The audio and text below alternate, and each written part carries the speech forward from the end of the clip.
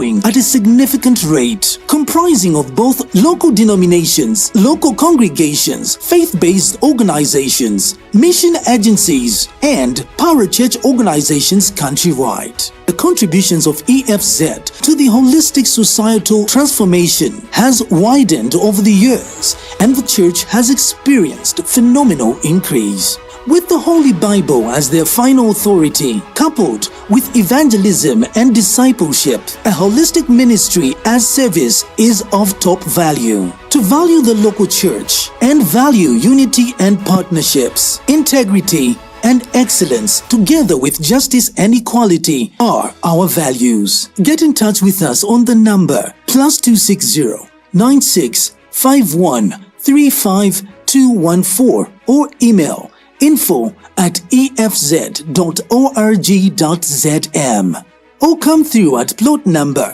8665 Kamloops Road, Lusaka, Zambia. Evangelical Fellowship of Zambia. Would like to welcome each one of you that is tuned into Light Television Zambia at this particular time. My name is Martin Lutuna, and it is the EFZ Forum where we discuss everything Evangelical Fellowship of Zambia. And so over the years, the Evangelical Faithfuls joined together and decided to see how best they can regulate and preserve the evangelical teachings of the Bible, and in a way wanting to of the Bible, and in a way wanting to hold to the truth and secure the truth, if you like, so that there isn't so much outdoing of God's word, or is it what is called heresy or false teachings, to be outdone by these evangelical faithfuls. So they decided, came together and formulated what is called Evangelical Fellowship of Zambia to house different evangelical churches. And so this is where we come to the EFZ Forum. And today I'm joined on set by Madam Alice Sai, who is a programs manager at the Evangelical Fellowship of Zambia. She joins us this afternoon. Ms. Sai, welcome to the EFZ Forum. Thank you, Pastor Martin. My pleasure. It's a pleasure being here. Good. It's a joy to have you joining us once again on this program. How is EFZ doing so far? EFZ is doing well. We are grateful to God that He's sustaining us. He's sustaining the work of EFZ. He's sustaining the staff. He's sustaining everything EFZ. So we are well, and we are grateful to God for that. Wonderful. Help us understand, where is EFZ located? So EFZ is located in Lusaka. That is along Kamloops Road. If you've been to Kamloops Road, it is just opposite the Unza Gate. That is along Kamloops Road. It is on plot 66, 65 Kamloops Road. From first value, if someone was passing through Kamloops and they just see the Evangelical Fellowship of Zambia, what should come to their mind? So when they see Evangelical Fellowship of Zambia, they should see actually an institution which is representing actually a huge following. Like you said in your introduction, Evangelical Fellowship of Zambia is a church mother body in Zambia. It is a Christian church mother bodies of evangelical churches, parachurch institutions. So we have a membership of over 570 members. So when we are talking about members, actually, we are talking about denominations. I would give an example of maybe Pentecostal Assemblies of God. Under EFZ, we count it as a denomination. So you find that under Pentecostal Assemblies of God, there are also several churches. Maybe they could even have 2,000. So when you see Evangelical Fellowship of Zambia, you are actually seeing a huge fellowship of different churches and individuals, including parachurch organizations. So that 540 embodies denominations, parachurch organizations, and all. Yes. Okay. Where are these members gathered from? So we represent a nationwide presence. We have membership across the country. So like we said, this is a church mother body for evangelical churches. So one of the churches that I've given an example is Pentecostal Assemblies of God. So you find that you have several Pentecostal Assemblies of God churches across the country. And maybe one of the churches also that is maybe confused with EFZ, we also have Evangelical Church in Zambia, which is ECZ. And ECZ is actually a member of Evangelical Fellowship. So I've seen in the circles where people that don't know how to differentiate between EFZ and ECZ, the fact that Bishop Paul Mususu was once EFZ director, yes. and now that is Bishop for Evangelical Church in Zambia, he has been quoted in different platforms or media houses to say the EFZ Bishop, and so people failed to differentiate. Maybe shed some more light on that, the relationship between ECZ and EFZ. Okay, like I stated, ECZ is a church, just like maybe Bread of Life, maybe just like Praise Christian Center, while EFZ is a fellowship where ECZ is a member, where Bread of Life is equally a member, Praise Christian Center is a member. So it is a fellowship that was created just at the beginning, just as just to provide fellowship to missionaries. But with time, it has actually expanded and also evolved to ensure that it complements other challenges that that humanity is facing, things like poverty, things like health. So the difference is that, of course, Bishop, when people hear Bishop Mususu, his name is synonymous to EFZ because he has been executive director before, and he's the immediate past board chairperson of EFZ. So people are not wrong when actually they hear Bishop Mususu. When they hear EFZ, they think Bishop Mususu, except that at EFZ, at Evangelical Fellowship of Zambia, which is a church mother body, he has been executive director, and also he has been the board chairperson. While there is also a church where he belongs to, which is Evangelical Church in Zambia, which is a member of EFZ. ECZ is not synonymous to EFZ?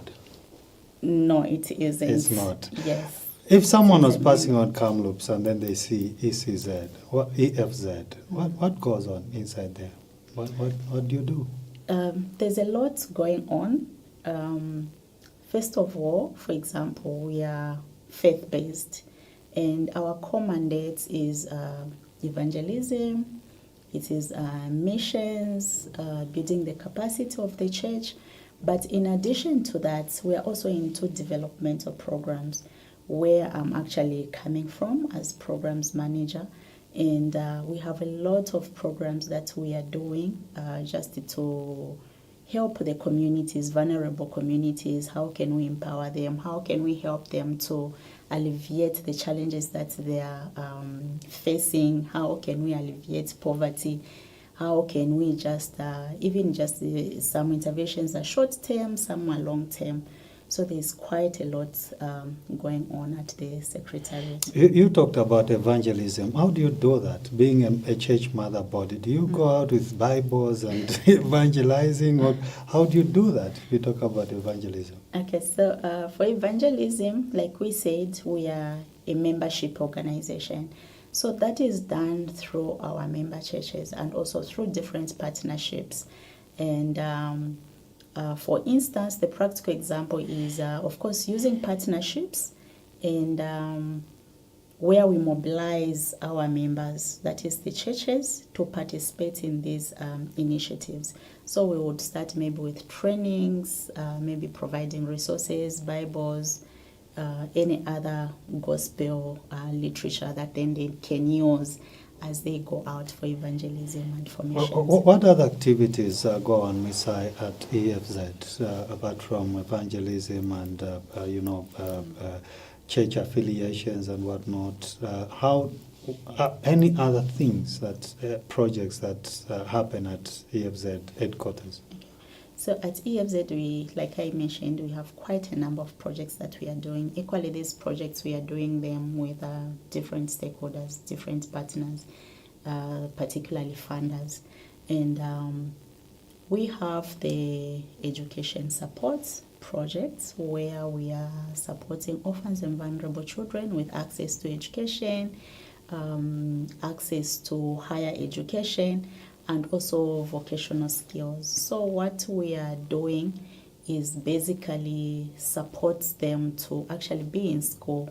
So for those who are in primary to high school, we are supporting them with school requisites, books, uniforms, school shoes, and we still have some grant-aided schools actually that require some of the children just to contribute something towards maybe to their boarding fee, and equally to tuition fees. So as an institution, we are doing that in partnership with different partners. And we are also supporting households. There's a project that we are calling Integrated Agriculture, where we have identified vulnerable households that are actually enrolled on this particular project, and they are being trained, like maybe in agriculture production, they are being trained in livestock management. And in addition to that, some of them are actually supported with livestock. So livestock like maybe goats, chickens, just to help them to restock their livelihoods, but also just to ensure that they start keeping these animals and chickens, they multiply, then they can sell, then they have income. And some are also assisted with farming inputs, and we are supporting them with seed, basically. So it could be maize, cowpeas, vegetable seeds, tomatoes, onions, green vegetables. So that is what we are doing under the Integrated Agriculture project. But that is to add to the food basket of the nation. To add to the food basket of the nation, but also just to improve the food security of these vulnerable households, because some of them, the reason why maybe they are not able to be food secure, it is because of these challenges. Some of them, it is about lack of knowledge on how they can actually improve their productivity. Some of them, it's because they don't have resources for them to have access. Some, they don't have access to seed. And also just to mention that, because the cost of fertilizer is quite high, and also we are trying to promote climate smart agriculture, we are also encouraging the farmers to maybe use organic manure, composite manure, but if they have to use maybe fertilizer, it has to be very minimal. So EFZ is actively involved in agriculture as well, making sure the farmers know what they're doing and support them and whatnot. Yes. And I know that in it should be 2019 or 2020 thereabout, EFZ was kind enough that they, had a project that I was doing with the street children in Lusaka, and so we were given space at the EFZ where we rented some space there, and then would cook some food there and take to the streets and whatnot. Is there still room for renting premise, or do you have space for others to come? And is there that opening at the EFZ? Someone is watching and they're looking for space. Do you still have that? Yes, we do. And also just to mention, by where EFZ is located, we're actually strategically located, easily accessible, and it is a secure place. We have enough office space for people who would want to come and rent. So just to answer your question, the answer is yes. You have an agent who goes around, who puts a poster to say you're looking for office space. You know, there is an agent that they can walk into EFZ and. No, they can walk into EFZ and inquire. Of course, I know, like, of course, I'm not really into that department who are managing the office space rentals, but they can walk into EFZ, but they can also just maybe reach out to us through email or maybe just directly calling EFZ, and then they can be provided with the information. From the time you joined EFZ, Ms. Sai, how many EFZ directors have been have been there at the helm of EFZ from its inception? How many can you talk of? I know you've gone into history and I've seen how many directors have been there. Then I'll ask, how many have you worked with? Okay, so we should have had about 6 executive directors that EFZ has had since its inception in 1964. And for me, I've served with 3. One, I served under the first one, it was 8 years. You know, the EFZ directors, they serve in terms of 4 years each. So when I was just joining EFZ, there was also a new executive director who had just come in. Mr. Dr. Pukuta Mwanza. Yes, Reverend Pukuta Mwanza. May his soul rest in peace indeed. Then after Reverend Pukuta Mwanza, then came Bishop Andrew Mwenda, who also just served for 1 term, which is 4 years, and now serving under a new executive director who is Reverend Kasongami, and he's less than a year in the office. So you benefited from the 3 of them, of which you are benefiting already from another. Yes, I've benefited from 3 executive directors, and I'm now benefiting from the other executive director. And I would say, of course, Reverend Pukuta Mwanza was the first executive director that I worked with, and I was just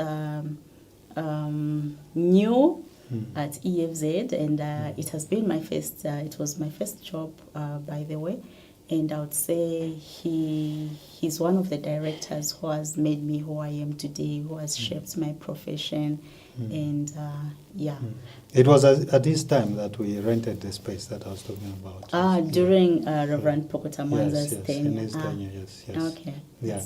How many departments are under EFZ? I'd say, again, I just want to mention that, there's a lot of evolving. One thing that I've liked at EFZ is that as we are doing things, we learn from whatever we are doing today, and then be able maybe to change the course of action or maybe the strategy. When I was joining EFZ, we had about 5 departments that we had. So we had the church relations department, we had the administration, and each program or maybe each project had a department. So for example, when we are talking about advocacy, it will be a department on its own as advocacy. Then maybe if you are talking about health, it will be a department on its own, education, just like that. But then with time, I think it was noted that these are all programs. Why can't we merge any program-related department into one department where it can be managed by one programs manager and then project managers and project officers? To avoid multiplicity. Yes, to avoid duplication of efforts, and also just to ensure that we are all on the same page, we know what is happening. It is easy to give feedback and report to the management and also to the board. So currently we only have 3 departments. Which are? Which is the programs department.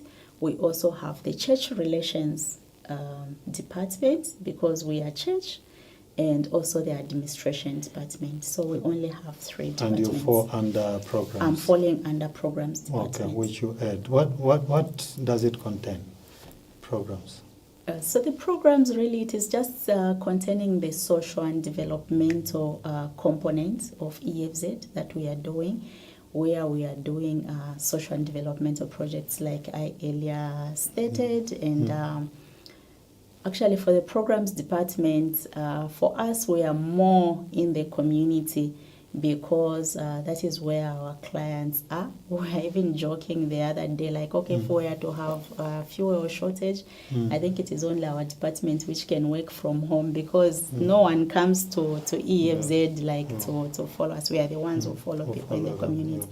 But not saying that our clients can't come to EFZ. Of course, there are times when we would actually invite the people that we are working with in the community just to come and have meetings from EFZ so that they can just appreciate what EFZ is doing, other program outside the programs. Ms. Sai, as a church mother body, EFZ, and you doing programs in these communities, are you working only in the EFZ affiliated communities, or it can be any community of Zambia, regardless of which affiliation? Okay, so just to mention that EFZ, of course, we are saying we are a fellowship for evangelical churches and denominations and the like. But when it comes to programming, the social development programs that we are doing, interventions that we are doing, it is for everyone. We target every vulnerable household. So the regardless criteria, of their affiliation. Exactly. So the criteria is vulnerability. Someone can be Muslim, someone could come from maybe Adventist church, Catholic, and Jehovah's Witness. You find that everyone is actually so you look welcome at the and need. is supported. Yes. Okay. So our targets and our support is based on needs. How do you do your analysis to identify the need? So first of all, we start by identifying the target communities where we are going to work from. And these target communities are also identified in collaboration with stakeholders that have been identified in that particular community. So, for example, if we get in a district, we would identify, first of all, it is the government departments, relevant government departments. So if you are talking about an education program, then you bring on board the Ministry of Agriculture, the Ministry of Education, of course, and maybe social welfare as well. Then you identify which areas do you have maybe the most vulnerable learners. So then when you get in that community, so maybe they would practically state the words that they think that these words are very vulnerable and they would really benefit from this support. And after that, you go a step further now to identify the people within those communities. You know, government have created these structures like maybe the CWACs, which is a community welfare assistance that are within those areas. So those are the people now that you use to identify the vulnerable households within the communities. Then they would submit the names, and the names would also go through a vetting process where I would maybe submit also to maybe community development or social welfare, so that we are not just duplicating the efforts, or you are not just having the same people being supported. Maybe you agree with me that there are quite a number of interventions that are taking place in the community. The government itself is helping some households with social cash transfer. So households are benefiting in one way or another, so that you don't over-target a particular household. So that's why we work with stakeholders to ensure that we identify the right people for the project. That's nice. Ms. Sai, where have the footprints of EFZ been written in Zambia in terms of projects? Oh, wow. I would say it is actually countrywide. Again, because we are working with different partners and funders, and these are projects, they phase out. So you'd find that maybe at some point we're operating from Gwembe. Once that funding comes to an end, then we would move out of that community and go to another community. So EFZ has been in Gwembe, it has been in Sinazongwe, it has done projects, let me say, in Southern, Western. So it has just been nationwide in different districts. And once the project phases out, then we would also phase out from that district. But at the moment, we're actively in Western Province, that is Sioma and Shangombo. We have active projects there. And also in Central Province, we are in Kabwe and Chivombo. We have active projects. In Lusaka, we are in Kafue and Chilanga. Equally, we have active projects. Wonderful, wonderful. How is your working relationship with other organizations? We're talking about the ones that do projects. I know I'm mindful of World Vision, CHAS, Catholic Relief Center, and different other organizations that are doing projects in Zambia. How do you relate with them, as you have said? Okay, so our relationship with or maybe as a follow-up, are you doing some projects in one community, like with all this? How do you support each other? Okay, so the way we complement each other, really, remember I even talked about that process of ensuring that you work with the stakeholders who are within the district. So what happens, we actually also have a deliberate effort where we hold stakeholders meetings. So there are stakeholders engagement meetings in the districts where we are operating. So we'll identify which stakeholders exists in this community. So what happens is when in those meetings, then you are able to share notes. Okay, these are the areas that we are in, and maybe these are the beneficiaries that you are working with. So by doing that, you just want to avoid a situation where you are in the same community and also targeting the same people. You might find that you ride on another organization's success and it is not really your success because this particular beneficiary is actually benefiting from different organizations. So we ensure that we collaborate with whichever stakeholder we find in that community, and in all our projects, we ensure that we have just a budget line. Even if these other partners, they don't have that activity where they meet or they bring other stakeholders together. But as EFZ, we ensure that we'll bring the other stakeholders together so that we are able to share notes and to avoid duplication of efforts. Wonderful. We are on the EFZ Forum, and I'm discussing with Madam Alice Sai, where we're talking about projects and whatnot. We'll take a break for now. If you have a comment or anything you want to share, a question or contribution, you can post your comment on Facebook, or you call us live on 0974578988. That would be appreciated. See you on the other side. Evangelical Fellowship of Zambia, established since 1964, and its membership has been growing at a significant rate, comprising of both local denominations, local congregations, faith-based organizations, mission agencies, and parachurch organizations countrywide. The contributions of EFZ to the holistic societal transformation has widened over the years, and the church has experienced phenomenal increase.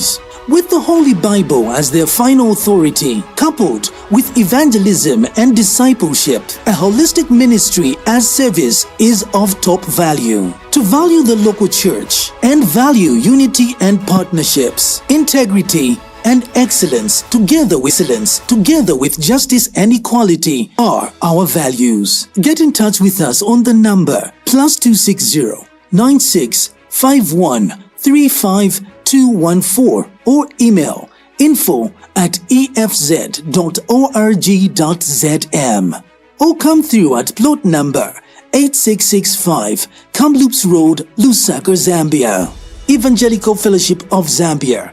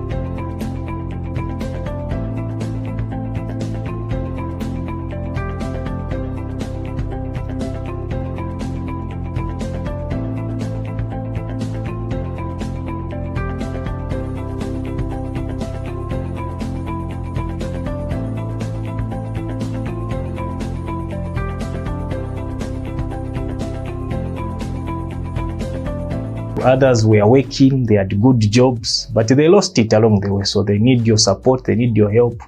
Feel free to visit our center so that we advise on how we can come together and help these individuals.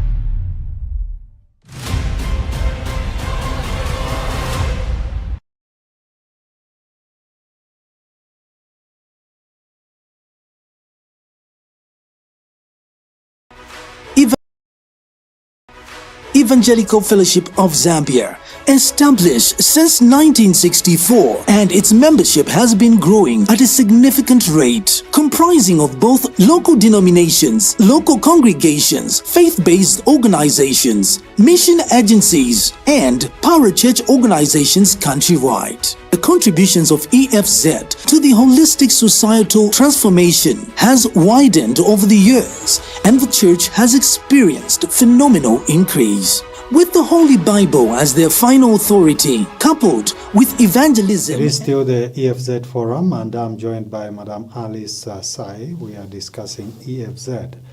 Ms. Sai, before we went on the break, we were just talking about project implementation and whatnot. Maybe the question would be, who are your funders for these projects? Who do you work with? So we work with different partners, like I said, and we've worked with different funders before. You want to mention them? Yeah, so I just wanted to mention the ones that are actually supporting our current activities that are active now.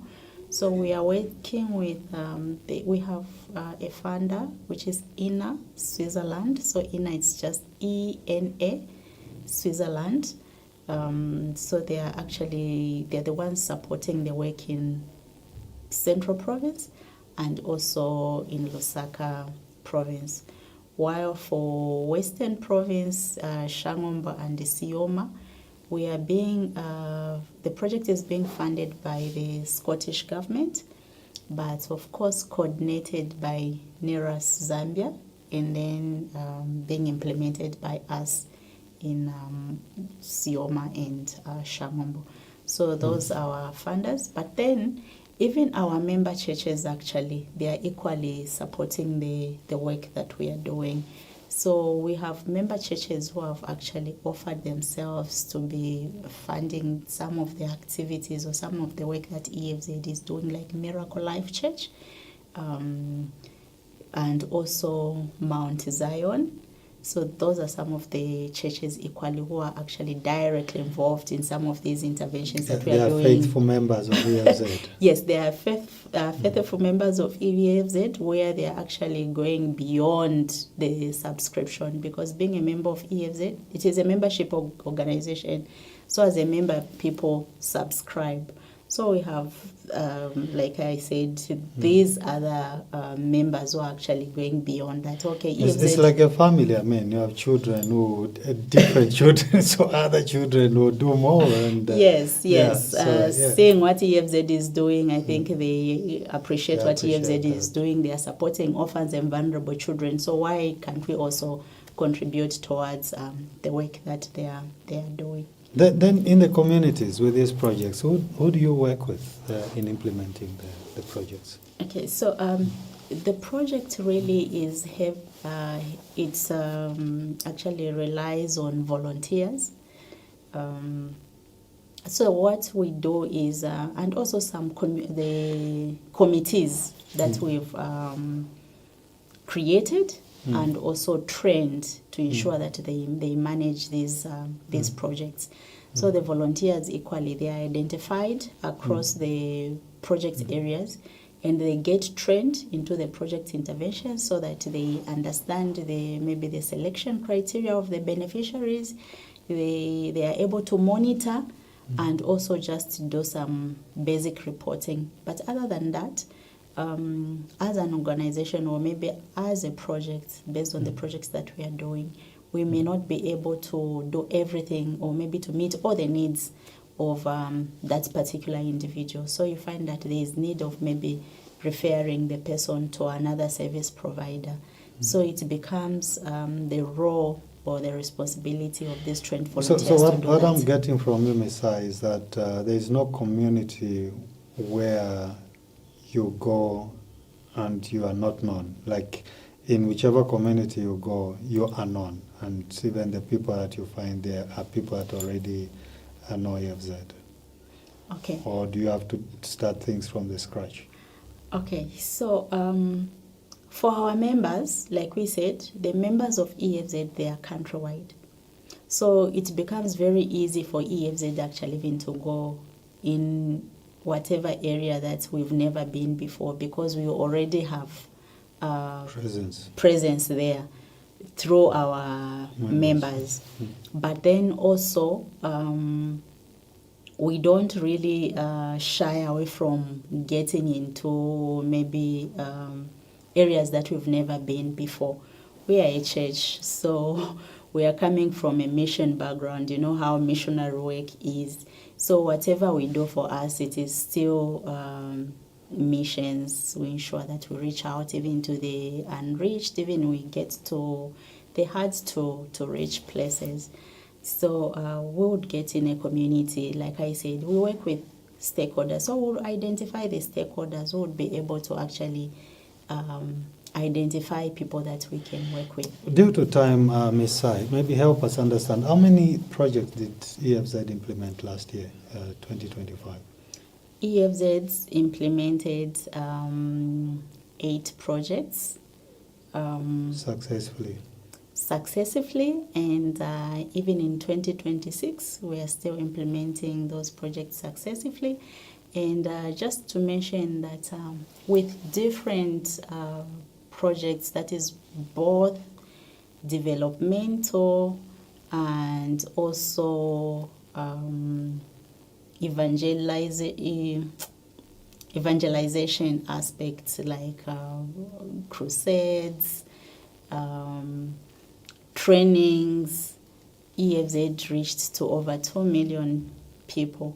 So actually our impact is quite huge in the country, because numbers, they don't lie.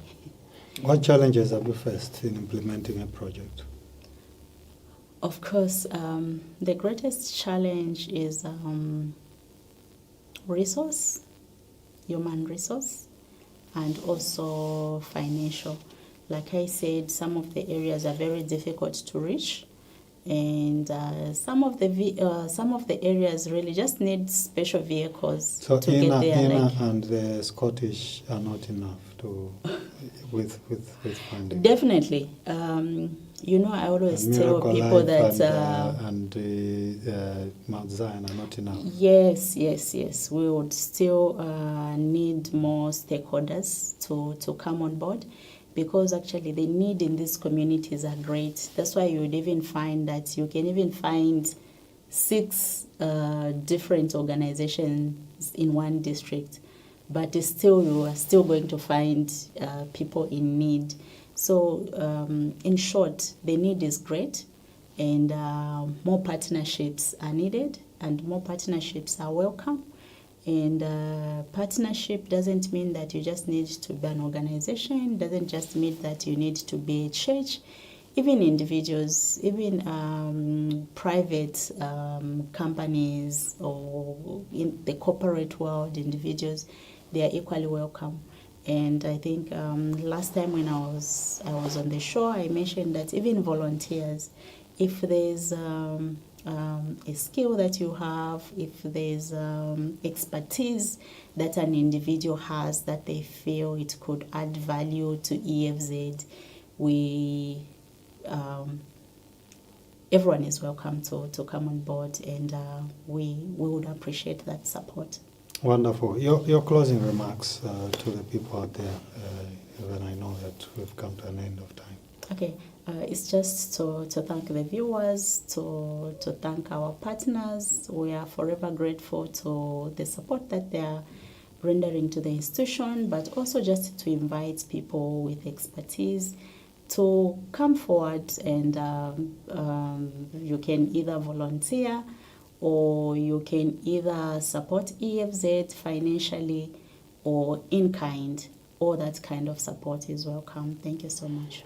Is membership affiliation still open, or it's full? 540, we closed. Have you closed? So just to say that membership is still open, except that, of course, there are requirements that are needed for people to be members of EFZ.